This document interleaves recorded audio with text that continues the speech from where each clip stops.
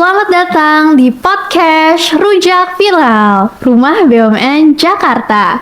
Ketemu lagi nih Sobat UMKM dengan saya, Hilda dari Rumah BUMN Jakarta selaku moderator. Kali ini udah dilihat nih Sobat UMKM, di depan ada produk yang viral nih ya. Mungkin teman-teman pernah lihat di toko retail. Jadi di sini narasumbernya adalah Ibu Setianingsih atau Ibu Ningnong dari UMKM Ningnong Kembang Goyang. Halo Ibu. Halo. Apa kabar Ibu hari ini? Alhamdulillah sehat walafiat. Alhamdulillah sehat. Alhamdulillah saya juga.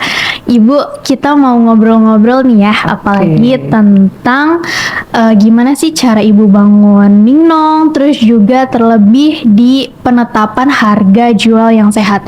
Karena nggak menutup kemungkinan ya Ibu ya, di ekonomi saat ini yang lagi drastis turun, mungkin UMKM langsung netapin harga yang langsung murah banget gitu ya, tapi jadinya nggak ada untungnya gitu. Pertama-tama kita kenalan dulu ya dari usaha Ibu nih, Ningnong Kembang Goyang itu gimana awalnya Bu? Bisa diceritain secara singkat gitu. Halo, salam kenal. Saya Setianingsih, owner dari Ningnong Makanan Betawi Jadul. Saya dari Tangerang Selatan. Awalnya apa ya, usaha ini sebetulnya karena biasanya kembang goyang itu kan dimakannya itu banyak remahannya. Nah, itu. Jadi tahun ini tahun ke-6. Jadi alhamdulillah sudah berjalan 6 tahun.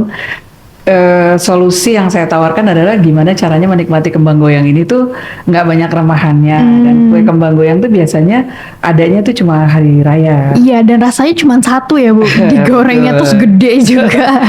Jadi kita bilangnya kembang goyang versi roda pedati, kalau ini yang versi one bite. One bite, udah modern banget ya Ibu ya. Kalau dilihat-lihat di sini ada 3 rasa nih Bu ya. Yang paling best seller tuh yang mana Bu? Kalau untuk tahun ini di tahun 2026 kita punya 6 varian rasa. 6 varian rasa, oke. Itu berdasarkan permintaan dari konsumen. Ya. Kita mencoba ekspor lagi apa yang diminati sama konsumen. Dari awalnya cuma 1 varian rasa yang original. Original yang ini yang tengah Ibu ya? Bestsellernya pasti original karena itu memang varian dasar. Jadi orang taunya kue kembang goyang ya seperti itu. Tapi kita di sini sudah memodifikasi karena dari kembang goyang yang awalnya itu orang bilang keras. Nah, kita memberikan solusi, kita menampilkan kembang goyang itu yang crunchy, one bite, praktis, kemasannya dari packagingnya juga kita minim minyak karena setelah digoreng ada proses oven lagi. Oke. Nah, terus dari awal kita buat juga memang sudah pemilihan bahan baku menggunakan tepung mokaf. Tepung mokaf tuh apa Bu kalau boleh tahu? Modifikasi of cassava flour. Jadi memang tepung mokaf ini tepung yang memang lokal pastinya ya, karena lokal, terbuat dari singkong. Ya itu kan di Indonesia ini tumbuh subur ya, singkong. Jadi pada saat ini kan seperti perang dunia ketiga kan bahan baku. Waduh mahal ya, susah. Jadi terhambat kalau memang karena gandum tidak tumbuh di Indonesia. Iya, betul saya kepingin mengangkat pangan lokal gitu, dari tepung mokaf ini yang memang prosesnya singkong itu difermentasi. Fermentasi, oke. Jadi sedemikian rupa sampai jadi tepung yang memang dia itu bisa dikonsumsi oleh anak-anak dengan kebutuhan khusus, orang yang intoleran terhadap gluten, gluten free berarti ya Bu ya? Iya. Seperti itu Kak. Jadi memang konsep dari awalnya memang kembang goyang ini berbeda dari yang sudah ada. Mantap banget. Kalau boleh tahu, kalau pemilihan langsung Ningnong Kembang Goyang tuh kenapa Bu? Ataukah emang Ibu suka kembang goyang kah atau gimana? Kan banyak makanan jadul dari Betawi ya Bu ya. Kenapa langsung kembang goyang? Ya itu tadi, karena kan saya orang Betawi, terus saya kepingin melestarikan makanan Betawi ini. Setiap kita jalan-jalan kan bawa cemilan tuh.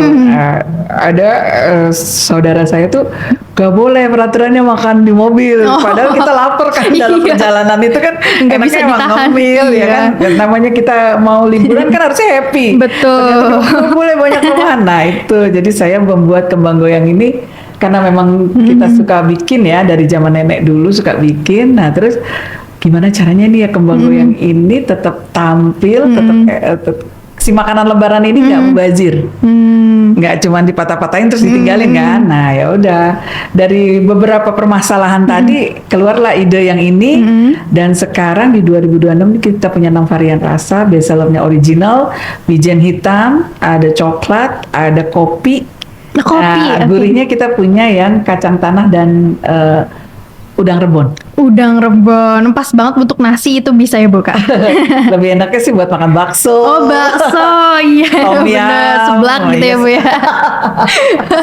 Mungkin bisa ditambahin lagi Bu, rasa matcha. Biasanya kan Gen-Z apalagi cewek-cewek suka ya itu matcha rasa ya. matcha, betul. Oke, kalau misalnya dari awal Bu, penentuan harganya gimana Bu? Apakah emang ada divisi lain tersendiri yang emang khusus akuntan gitu?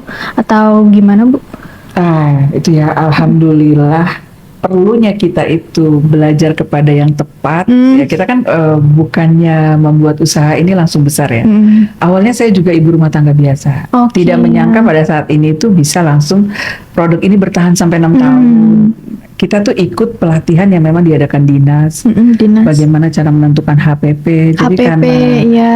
produk ini memang middle up, jadi memang dari awalnya kampanye memang premium, ya kita nggak bisa menetapkan harga yang Murah. Nah, memang kesulitannya adalah setiap orang akan menganggap kembang goyang gitu aja rasanya. Nah, disitulah akhirnya kita bagaimana caranya membuat campaign dari branding dari segala macam, gimana orang mencoba produk ini gitu, mau mencoba, karena kan yang sulit itu membuat orang mencicipi suatu produk kan, karena dia akan di mindset dia berpikir kembang goyang tuh udah biasa aja. Nah, beruntungnya kami itu ada ada pendampingan dari dinas. Nah, kita mengikutin kayak sekarang nih rumah BUMN. Oke. Nah, jadi kan kita ketemu orang-orang yang memang expert di bidangnya, membahas masalah HPP. Nah, kayak HPP itu pun kita menentukannya nggak bisa sembarangan. Kita ada HPP itu semua harus dihitung kosnya. Kadang orang terlalu yang penting laku. Yeah. Akhirnya mereka nggak berani memasang harga yang memang sesuai jeripayah kita. Kan nggak mungkin kita di suatu usaha kita cuma kerja bakti kan. Nah, aku juga tidak termasuk orang yang perang harga. Kita nggak main di situ karena memang dari awal kita sudah membuat kembang goyang ini berbeda dari yang sudah ada. Ya itu harus dipahami betul ilmunya, jangan sampai apa yang kos yang keluar itu tidak diperhitungkan dengan cermat.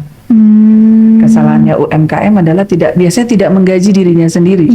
Sama karyawan, kalau suatu saat usaha ini besar, kita bermimpi berharap usaha ini akan besar. Nah, gimana caranya membayar karyawan kalau memang harganya yang rendah gitu ya. Seperti itu. Dan kalau harga sudah rendah, mau naik orang kaget. Nggak mungkin kan secepat itu.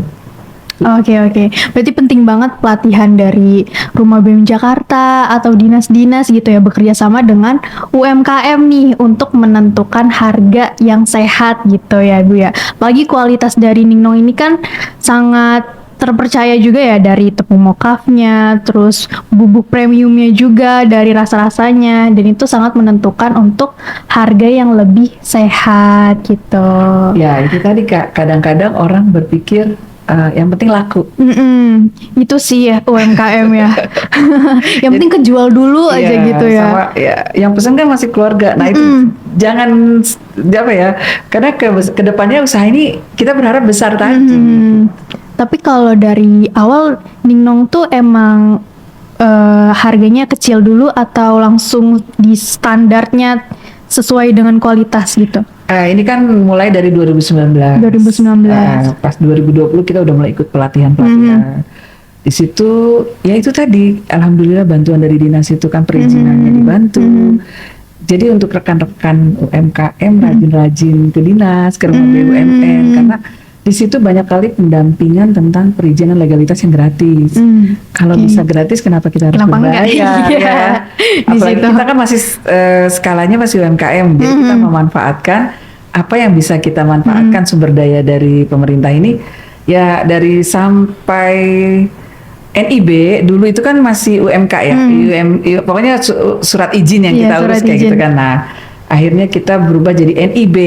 Nah, upgrade lagi jadi NIB RBA yang pakai OSS itu. Jadi saya merasa pemerintah sekarang tuh udah sangat aware dengan perizinan itu satu pintu. Setiap orang bisa membuat perizinan dari rumahnya masing-masing. Wah. Jadi OSS itu bisa ini sendiri, Kak. Dinas yang datang atau kita Kita by cari digital ya berarti karena handphone ya? tujuannya memangkas regulasi. Benar, Jadi kita benar. nggak perlu antri, Iya. bawa berkas dan pasti berbayar kan. Nah kalau OSS ini kita bisa bikin di rumah. Yang penting kita tahu klasifikasi produk kita di mana. Itu KBLI. KBLI. Iya. Itu lama gak Bu prosesnya atau dibantu banget sama dinas gitu? Itu sekarang ini mudah banget, Kak. Mudah banget. Iya. Jadi bisa dipelajari untuk perizinan OSS ini. Karena itu jadi pintu gerbangnya. Boleh Bu disaran buat UMKM nih yang mau ngurus-ngurus perizinan gitu ya? Buat teman-teman UMKM di rumah, saat ini pemerintah sudah memangkas regulasi sehingga lebih singkat, bisa memanfaatkan digitalisasi. Kita bisa buka OSS itu di rumah dengan sangat mudah, tidak perlu banyak berkas yang kita bawa, tidak perlu antri. Itu di rumah pasti semua punya kuota. Apalagi kalau malam hari itu lebih searchingnya lebih cepat lagi. Jadi bisa dipelajari, bisa dilihat tutorialnya banyak kok di YouTube sekarang. Itu OSS itu sangat penting karena itu sebagai pintu gerbang untuk bisa mengajukan legalitas yang lain, bisa halal, PIRT. Nah harus diurusnya OSS-nya dulu. Oke, terima kasih Ibu ya untuk saran-saran bagi UMKM. Ya saya dapat juga nutrition fact, expired Iya, saya date. juga liatin di Iya. sini. Wah, keren banget ya. Apalagi kalau misalnya masuk ke retail gitu, Bu, itu gimana, Bu? Urusan-urusan legalitasnya tuh apa aja kalau boleh tahu? Kalau retail itu saya dibantunya sama departemennya itu Indak, Desperindak. Perindak. Kalau di kementerian itu perdagangan yang mengurusi untuk toko retail, kita harus punya izin edar. Izin edar. Ya. Setelah OSS tadi, kita mengajukan halal. Kalau halal kan sekarang ada yang sehati, nah, itu kan sehati, gratis juga. iya. Nah, semua banyak yang membantu UMKM untuk saat ini karena di bulan Oktober ini sudah harus wajib halal semua. Wajib halal semua. Iya. Wah. Dimanfaatkan kesempatan Iya. sekarang sebelum bulan Oktober buat semua UMKM yang ada di Indonesia. Oke, terus Bu, saat menetapkan harga jual nih yang udah sehat, terus juga udah sesuai kualitas gitu ya, ada gak sih Bu perubahan yang terjadi di Ningnong gitu? Banyak Banyak. banget. Ya awalnya sih memang semua orang bilang kok kembang goyang aja mahal banget. Iya, mahal banget gitu ya. Terus apa sih ya gimana caranya ya itu tadi kita mengedukasi. Kalau Mengedukasi. adanya pameran mungkin kita bisa memberikan tester. Tester, Nah, Ibu itu sering wajib ikut? harus kalau kita pameran Oke, harus ada tester. tester. Oke. Gimana orang bisa mencoba produk kita kalau gitu nggak ya? ada tester seperti itu sih. Ibu sering ikut pameran-pameran gitu? Ya, alhamdulillah ya dibantu sama dinas sama BRI juga pernah rumah BUMN. Iya.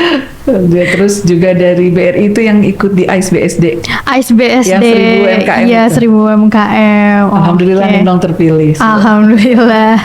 Ibu sering ikut pelatihan gitu kah untuk pameran atau emang langsung diundang gitu? Itu ada kurasinya, Kak. Ada kurasinya ya. Iya, jadi memang UMKM di situ harus bisa mempersiapkan kalau udah pameran besar kita harus kartu nama itu sudah wajib, kartu company nama, profile, company profile. pitch deck. Karena kan kita nanti ketemunya bukannya konsumen aja, tapi sudah B2B. B2B. Ya, siapa tahu orang itu yang memang mau memasarkan produk kita lagi. Oke, ada gak sih Bu tiba-tiba yang mesen banyak, jumlah banyak gitu? Ada. Oh, ada. Ada yang memang mereka buat repacking juga ada. Oh, repacking. Maklon jadi istilahnya. Maklon, oke. Ibu, Makanya semakin ke sana nanti kalau perizinan semakin lengkap makin banyak kok yang mau bekerja sama dengan oh kita. gitu ya. Jadi dilengkapi dulu ya Iya. semuanya, baru nanti pintu-pintu lain kebuka. Ya, ibaratnya kalau kita mau merias wajah kan alisnya dirapihin, lipstiknya, pemerahnya kan semua harus satu-satu dilengkapi. Iya, satu-satu. Nggak mungkin dong. Ya kita kepengen sempurna. intinya. Betul. Jadi perizinan itu kalau bisa makin lengkap. Oke. Menurut Ibu nih, tadi kan Ibu bilang kalau misalnya untuk UMKM jangan terlalu set harga yang murah gitu karena harus bayar jasa dirinya sendiri gitu. Ya. Tapi kalau misalnya untuk awal-awal kan pasti mereka pengen jual laris dulu ya Bu ya. Apakah itu menurut Ibu nggak apa-apa nih untuk awal-awal nggak apa-apa set harga segini dulu, tapi nanti untuk seterusnya bulan berikutnya baru harga yang normal gitu? Kalau saya memang sudah belajarnya dari awal, memang sudah mengikuti pelatihannya, diajarin cara ngitung HPP ya. Itu kembali lagi kepada mereka sih. Kalau Kembali saya UMKM-nya. diskonnya itu biasanya saya bundling. Bundling, oke. Jadi kita misalnya taruh produk di retail, expiry misalnya 6 bulan, 3 bulan kita udah tarik. Udah tarik. Iya, nah itu yang kita bundling. Atau enggak buy two get one. Gitu ya. Ya. Ibu ada divisinya sendiri atau Ada. Ibu yang handle? Oh ada. Ada. Pantas gampang ya Bu ya. Ya tadinya awalnya juga enggak, semua masih CEO palu- ya? semua saya pegang semua ya. Segala sesuatu itu pasti awalnya kan merintis sendiri, betul. nggak mungkin jadi besar. Ya memang, tapi yang wajib ada adalah 3. 3 apa tuh Bu? Yang produksi pasti. Iya produksi, kayak masak Nah, bagian marketing udah pasti. Yang satu lagi itu adalah dia tuh untuk berarti dia tuh satu lagi yang Sosial media kan? Iya, Oh sosial media. itu udah harus 3 orang tuh udah pasti. Karena kalau produksi kita mau jalanin marketing, kita mau ngelobi orang, misalnya kita saat ini ketemu buyer, tiba-tiba nggak ada yang produksi. Nah, kendala mereka kan seperti itu. Iya. Itu pasti udah harus ada. Karena kenapa begitu? Produksi itu harus tetap jalan walaupun kita pergi, walaupun kita lagi merintis pemasaran. Iya ya Bu ya. Ya, Soalnya nggak mungkin lagi masak. Kadang-kadang mereka selalu bilang gini, ya kurasi ya, aku nggak siap produknya. Nah, itu jadi kelemahannya si UMKM adalah mereka tidak selalu siap produk. Nah, itu kadang-kadang kita juga harus ada ilmunya juga Kak. Jangan sampai produk ini menjadi numpuk, stoknya berlebih, segala macam kayak gitu. Itu kan mempengaruhi HPP juga, kesehatan dari si produknya ya. Kesehatan produk, kesehatan keuangannya juga. Jadi kita harus tahu mana produk yang paling laris. Itu yang lebih banyak produksinya Ya, gitu ya. jadi jangan menambah banyak varian rasa dulu. Lebih baik bertahan dengan satu rasa, tapi itu yang akan membuat kuat. Saya itu varian original itu dari tahun 2019 sampai wijen hitam itu baru ada di sekitar 2023. Oh baru banget berarti ya, baru 3 tahun lalu ya. Iya, itu pun kenapa memilihnya wijen hitam? Nah itu kan pasti ada survei yang saya lakukan. Jadi kami melakukan survei kepada beberapa anak-anak mahasiswa, apa yang mereka sukai. Segmen, yang penting segmen pasar. Iya, segmen pasarnya gitu ya. Oke. Jangan sampai salah, itu aja. Kalau misalnya sistem PO, Ibu pernah melakukan atau gimana pandangan Ibu terhadap hal itu? Sebaiknya kalau di awal itu ya lakukan sistem PO. Supaya nggak rugi gitu ya, Bu ya? Supaya tidak ada banyak produk yang kebuang percuma. Terus juga kita itu supaya makin lama kan makin pintar.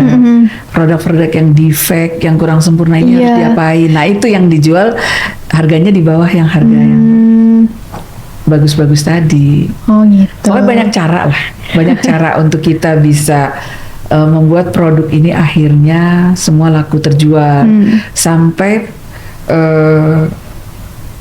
si apa tuh minyak yang kita gunakan bagaimana caranya jadi cuan lagi. Oh bisa ya Bu ya, minyak. Minyak yang udah kita proses itu udah kita pakai. Ada lagi yang pengepul, nah itu mengumpulkan minyak-minyak jelantah itu. Oh minyak jelantah. Nah terus ada packagingnya juga, packaging bahan baku yang kita pakai. Kita ke bank Sisa-sisanya sampah. itu ya. Oh iya benar. Berarti semuanya harus jadi bisa, ya. bermanfaat. Kalau bisa dimanfaatkan sebaik mungkin, bisa jadi cuan, pemasukan buat ke bisnis lagi. Wah, saya belajar banyak banget sih dari produksinya. Ternyata barang-barang yang udah selesai digunakan bisa juga ya dilakukan cuan-cuannya ya. Produk defect-defect yang nggak sempurna itu pun kita jual curah akhirnya. Oh gitu Bu. Iya. Terus Bu, pernah gak sih Ningnong di titik terendah gitu Bu? Kayak rugi, pasti kan bisnis kan naik turun ya Bu ya. Pernah gak Bu? 2023. Oh 2023 pas ini dong Bu, Iya. Wijen. Oh iya. Jadi kenapa? istilahnya pasti apa ya, kita punya titik terendah dalam hidup kita. Sorry. Gak apa Bu. Nggak Maaf apa-apa, saya cuma nanya emang gitu. kalau bercerita ke situ suka masih. Oh iya. Aduh saya itu. Nggak apa-apa. Setiap orang punya cerita. Mhm. Jadi di situ bagaimana caranya mindset kita untuk bisa bangkit. Hmm. Saat itu tuh benar-benar berat. Nah, bangkitnya itu kita punya support system, ada suami, anak, teman-teman yang memang mensupport. Nah, nggak apa-apa, ini buat pembelajaran buat yang lain juga, bahwa kegagalan itu bukan sesuatu yang apa ya, tidak perlu oh gue merasa harus sempurna, enggak. Pasti justru karena kita pernah gagal, pernah merasa sendiri, pernah merasa bagaimana caranya saat kita benar-benar down, nah itu kita ditekan sedalam-dalamnya, itu kita akan bangkit, butuh tekanan buat kita bisa bangkit gitu. Nah saat itu tuh benar-benar kita itu kayak katak dalam tempurung yang saya alami ya. Tapi di situ justru Allah membuka pintu-pintu rezeki dari yang lain. Alhamdulillah. Saya berkenalan dengan sebuah kompetisi yang memang khusus buat perempuan. Jadi di situ saya ketemu banyak orang, banyak mentor yang membuat saya semakin kuat bahwa ya udah, lu selesai di situ, nggak apa-apa nangis, nggak apa-apa bersedih, jadi nggak apa-apa gagal, nggak apa-apa merasa sendiri, merasa ditinggalin, ya tapi jangan lama-lama, toh orang juga nggak ada yang peduli. Jadi jalanin aja setiap prosesnya sampai kamu tuh bisa bangkit lagi, kamu bisa memotivasi orang. Justru dari apa yang kamu alami itu kamu bisa memotivasi orang, kamu bisa berpikir lebih jernih lagi, tindakannya jangan sampai salah, terus bisa ya intinya menginspirasi banyak orang. Aku nggak malu sih kalau bercerita itu suka sedih, kenapa ya? Karena aku merasa belum apa ya, kok alhamdulillah aku bisa keluar dari situ gitu, karena punya support system tadi, Punya dari support anak, system. suami yang benar-benar mendukung, terus lingkungan, terus apa ya, ya jangan pernah berhenti belajar, karena Jangan pernah berhenti justru belajar itu membuat kita semakin pintar. Jadi jangan pada saat seperti itu tuh kita merasa egois. Ya udah gue begini aja, makin terpuruk kitanya. Justru kalau lagi begitu harus terbuka pikirannya, bergaul dengan banyak orang, datang ke rumah BUMN, ke pelatihan, kita bisa hahaha ketawa, ketemu teman-teman banyak. Itu tuh apa sebagai support system juga buat kita gitu. Jadi saya nggak apa ya. Nah dari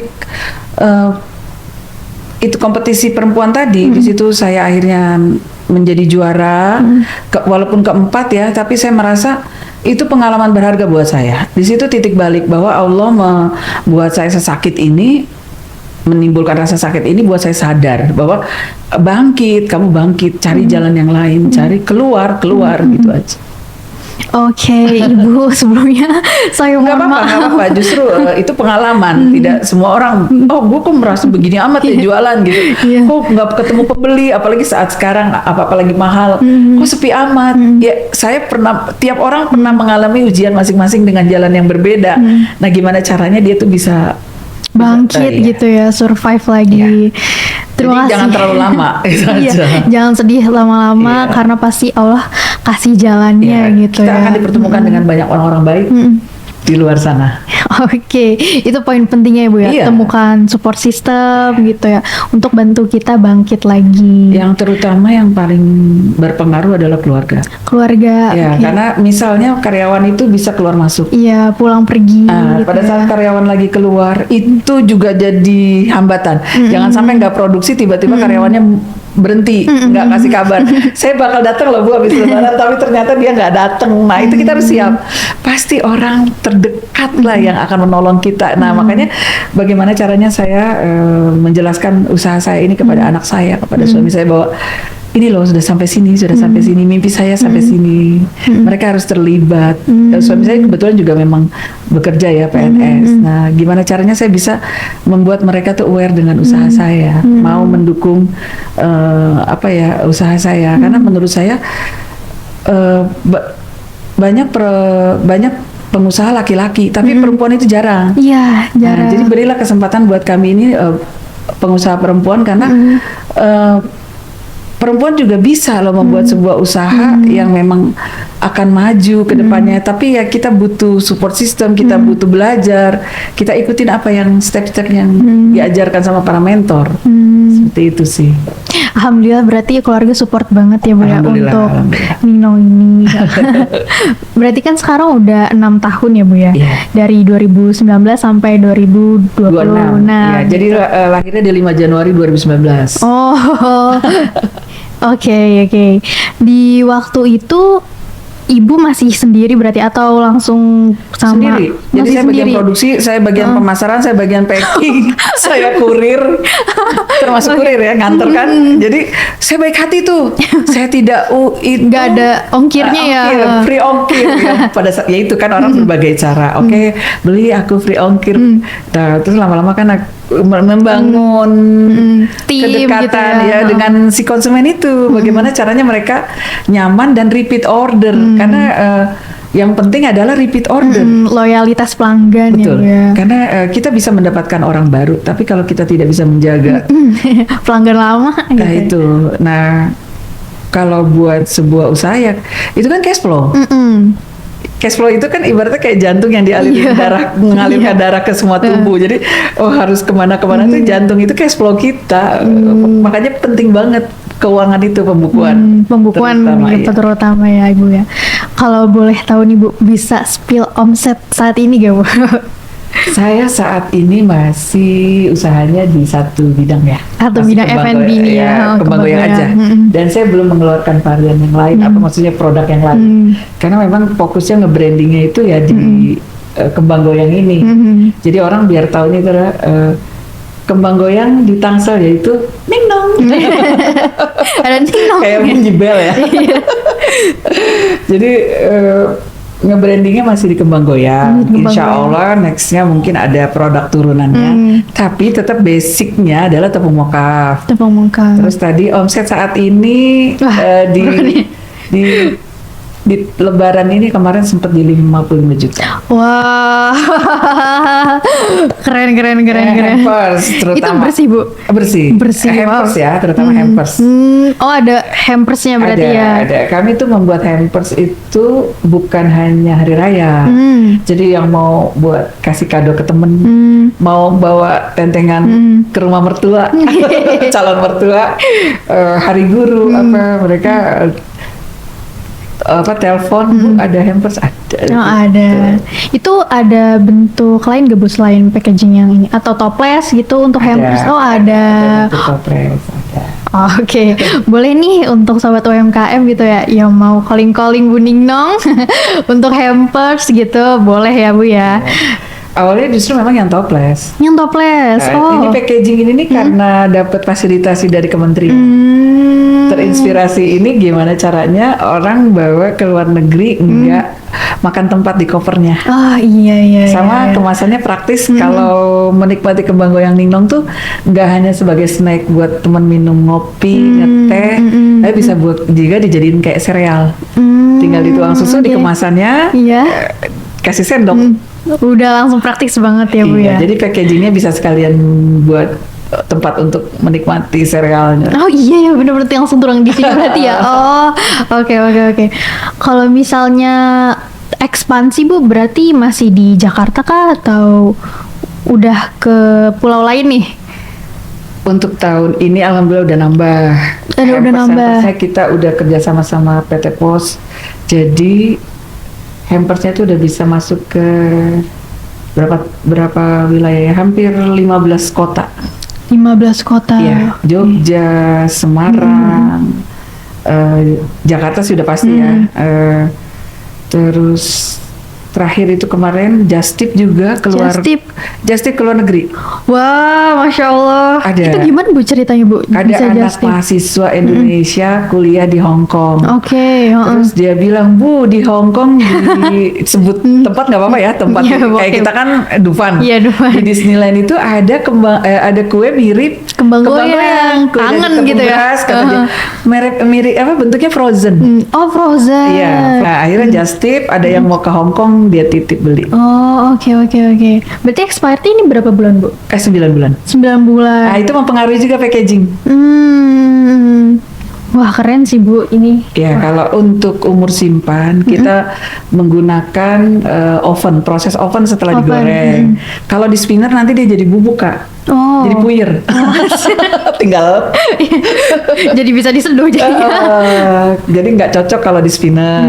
Jadi yang tahu karakteristik produk kita adalah kita sendiri. Betul. Nah, semakin lama kita ekspor semakin tahu. Nah, itu akhirnya jadi nilai tambah suatu produk. Apa inovasi apa lagi yang kita kembangkan?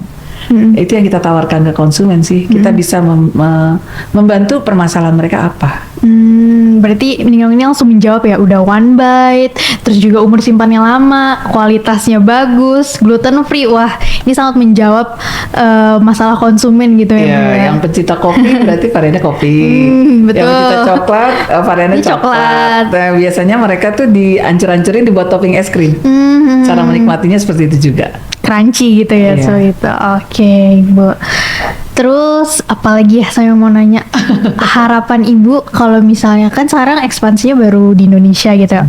Terus tadi juga pernah udah Justip ke Hong Kong Hong gitu. Kong, Malaysia juga Jepang. ternyata. Jepang gitu. yang beli Wow. juga memang diaspora Indonesia.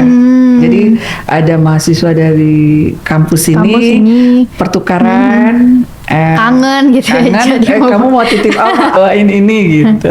Sindingnong gitu. Ada harapan gak Bu bisa retail di toko Asia di luar negeri? Kan biasanya ada ya Bu ya kayak. Ada. Insya Allah ya, karena sekarang banyak kesempatan kita buat berkembang. Jadi gimana caranya membawa makanan tradisional ini bukan hanya terkenal di negara kita sendiri, gimana caranya dia juga bisa menjadi makanan di luar negeri ya dengan cara ekspor tadi. Ya itu kan yang mengkonsumsi orang-orang Indonesia yang kangen kan tentunya ya kan dengan makanan Indonesia. Nah, ada beberapa kesempatan sudah pernah kayak di acara teh itu kan pernah ya ketemu buyer dari Vietnam dari apa ya. Memang belum kejodoh. Nanti pada waktu yang tepat dan saat yang tepat pasti kita akan berjodoh untuk ketemu buyer yang memang akan ekspor. Nah, step-stepnya dulu tuh dilengkapi karena memang ini belum Prosedurnya ya. berjodohnya Iya. karena belum ada HACCP-nya, Iya. belum ada BPOM.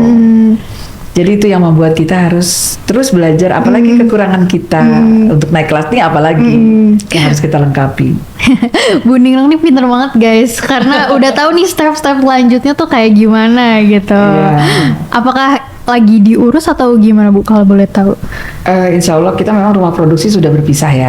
Udah berpisah. Cuma memang karena butuh beberapa perbaikan yang memang biayanya nggak sedikit, karena itu memang sudah rumah tua, jadi harus direnov.